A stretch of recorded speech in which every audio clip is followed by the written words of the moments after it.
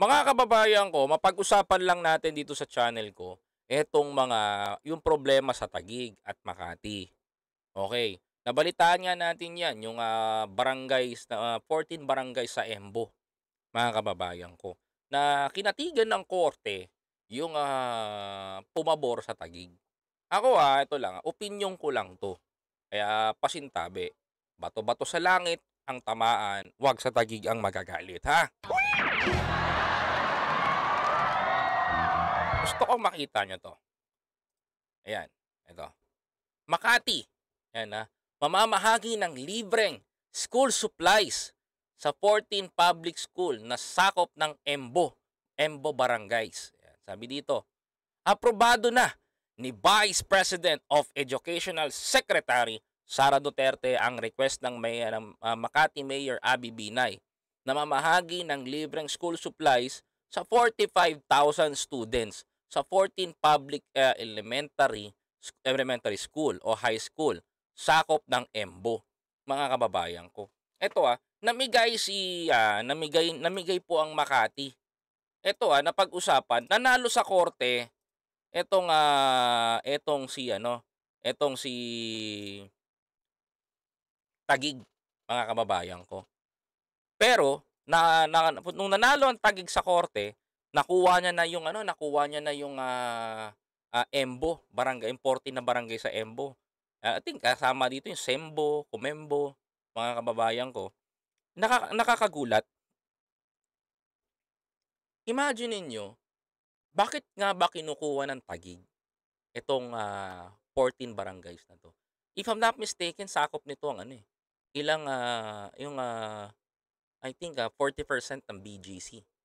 Kung di ako magkakamali, sakop nito 'yon. Sakop, may hati kasi yan, may hati yan, may hati, eh. Alam ko sa BGC hati ang Taguig at Makati. May Taguig, may Makati. May sakop ng Makati. Mga kababayan ko, nakakagulat 'no? Imaginin mo, nang dahil sa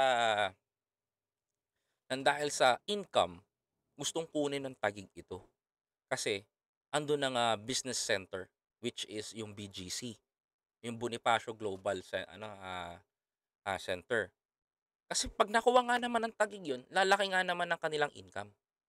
Lalaki nga naman ang kanilang, magkakaroon na nga naman sila ng productive o mas malaki yung makakuha nila. Pero kung titingnan mo, malaki rin naman ang income ng Makati kasi they have Ayala, Ayala Land. Makati, Ayala, nasa kanila, business center din 'yon.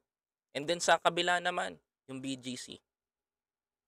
Imagine niyo na po, mga kababayan ko, sa agawan ng teritoryo nitong dalawa, sino po ba ang lubos na naapektuhan, mga kapatid? Hindi, 'wag natin tingnan yung basta yung barangay. Kasi yung barangay, mga kababayan ko, mahihirapan pa mag-adjust 'yan para sa akin. Kasi lilipat tayo ng Pero kung papansin ninyo, mga kababayan ko, kung makikita ninyo yung ginawa ng mayor ng Makati, hindi niya pa rin iniwanan yung kanyang mga nasasakupan. Nagbigay pa rin po siya ng school supplies. Ayan, mga kababayan ko. Nagbigay pa rin po siya ng school supplies. Sakop yung 14 schools and high school. Kung makikita nyo, nako, pag kayo nasa Makati, ang bag ng bata libre, ang sapatos ng bata libre, ang notebook ng bata, school supplies libre.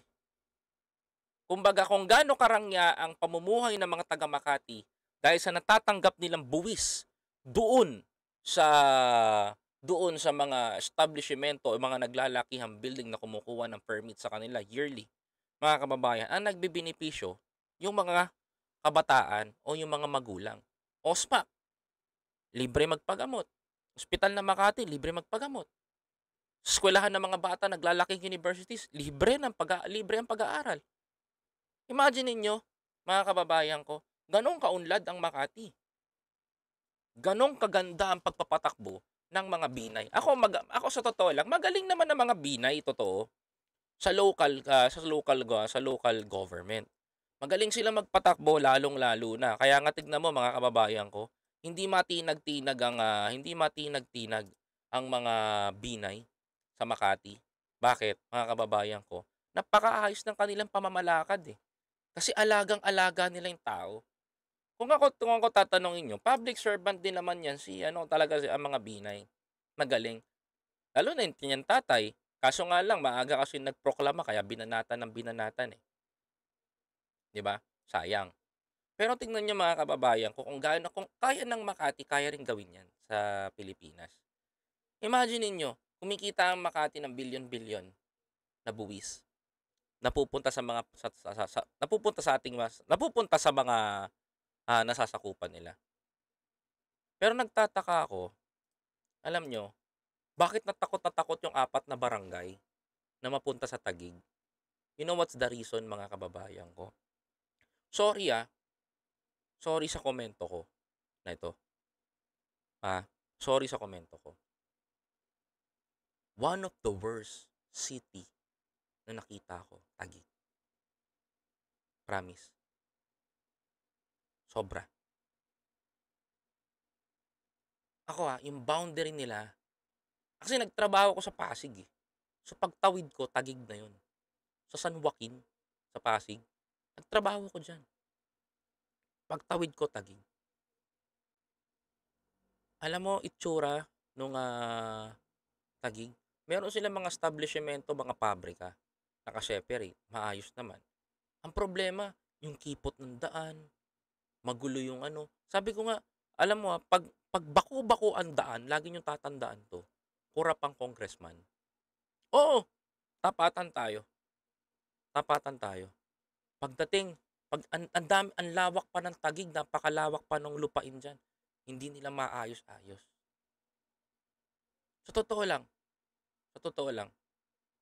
Ito, sa'kin ito, ako sabi ko sa inyo, ito lang ang kaya ko sabihin. Kapag ang daan lubak-lubak, tandaan niyo at matagal ng problema ng mga residente 'yan, ang congressman corrupt.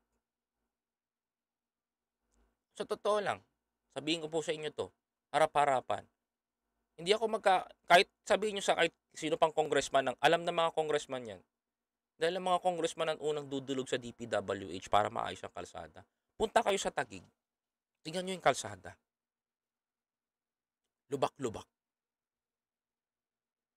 as in, lubak-lubak. Yung kabilaan ng ano, kabilaan, sa Heritage, dumadaan ako, lubak-lubak din. Papuntang Maharlika Village, lubak-lubak pa rin. Saan ka makakita ng patag? Wala, 'di ba? Kaya naiintindihan ko yung 14 na barangay na ayaw pumunta sa Taguig, ayaw maging city ng Taguig. Bakit? Hindi naman kaya aminin natin 'to, ng mga Cayetano. Kinukuha niyo yung Sembo, ay yung Embo, 14 barangays ng Embo. Dahil ang target niyo lang naman diyan makuha yung full. Tapatin niyo ako, wala kayong plano para sa barangay. Hindi niyo talaga target 'yan. Ang gusto niyong kunin, alam niyo kung ano, yung buong BGC lang. Kahit na andiyan na nga sa inyo yung kalahati ng BGC, yung mga malalaking companies. Ba't hindi pa rin kayo ano, umuunlad, 'di ba? Ang tagal na ng mga Cayetano diyan sa Taguig. Pero tingnan niyo umunlad ba yung ano, Taguig? Hindi. Wala akong nakitang pag-unlad, mga kababayan ko. Buti pa nga si Joy Belmonte.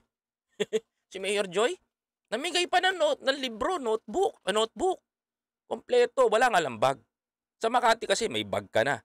Ang ganda ng bag ng Makati, may emblem ng Makati. Alam mo sa Japan, yung mga bag ng bata sa Japan? Excuse, nadigay pa ako. Alam niyo yung mga bag ng bata sa Japan? Sapatos, mga kababayan ko. Damit, uniform, notebook, bag. Imagine niyo, sagot ng city government ng Makati. Kaya ayaw umalis ng mga taga-Embo, eh. Ayaw nila umalis. Bakit? Kasi alam nila kahihinatnan, eh. Matutulad sila dun, eh. 'Di ba? Matutulad sila dun. Partida, ang mga Cayetano may senador pa. May congressman, pare-parehas na nakaupong pamilya. Pero nagawa ba nila sa mga estudyante yan nila? Hindi. Buti pa yung Pateros. Kahit na maliit lang na municipal, nagagawa nila. Ba't ang Taguig napakalaki, 'di nila nagagawa.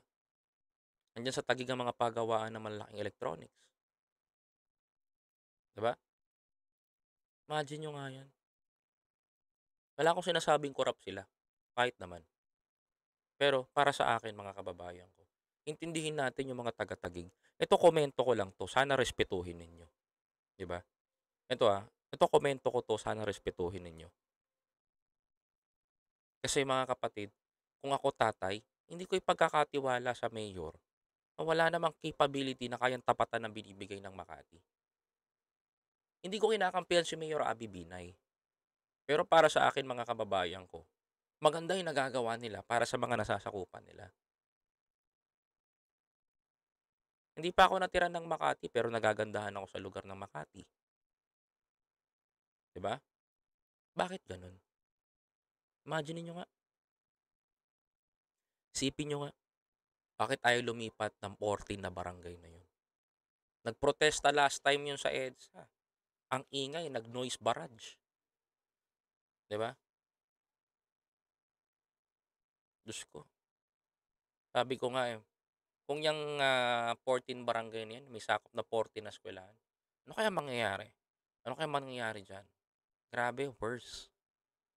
Sabi ko, grabe 'to, magiging worse ang kahihinatnan nito, delikado, 'di ba?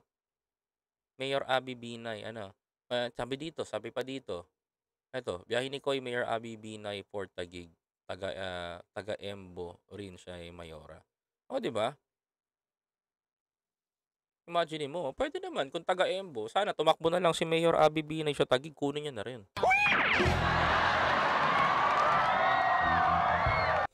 Yung 10K nga lang 'di pa nga natutupad, eh,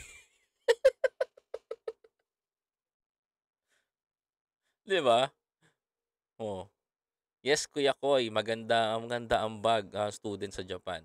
Gano'n din sa Makati, gano'n din ang bag nila, napakaganda, 'di ba? Sabi pa dito ni Ma'am Epifania Plasibe, wala pa daw yung ano, wala pa daw yung, wala pa daw yung 10K. Maganda palakad ng Makati, almost parang Japan din ang disiplina. Ayan, Janet Berado, lahat ng anak ko Makati School, tapos po silang lahat. O 'di ba? Imaginin mo, tanungin ko nga po kayo ma'am, may binayaran ba kayo na makakahalagang ano 'no, malalaking may binayaran ba kayong malalaki? Ako, kung ako lang, sa akin lang, hindi talaga papayag yung mga yun kung kapakanan ng mga anak ng mga taga-barangay, Barangay Embo ang, mahihirapan, 'di ba? Ta's mapupunta sa Taguig, ano ba nagawa ng Taguig, 'di ba? Sana matauhan yung korte na nagpasa niyan na ibigay na sa Taguig yan ay ibigay na sa Makati yan. Pabayaan na sa Makati yan nang sa gano'n mga kababayan ko, eh, maging maayos naman din. Isipin natin yung kapakanan ng, mga bata, hindi yung kapakanan ng bulsa natin, 'di ba? Bato-bato sa langit ang tamaan, 'wag magalit sa sinabi ko, pero totoo lang ako. 'Wag nating isipin ang bulsa natin, ang isipin natin yung kapakanan ng mga bata, hindi yung ikakalawak. Hindi, kaya kaya niyong mag-establish niyan, tantanan niyo lang ang pagiging korap na tao.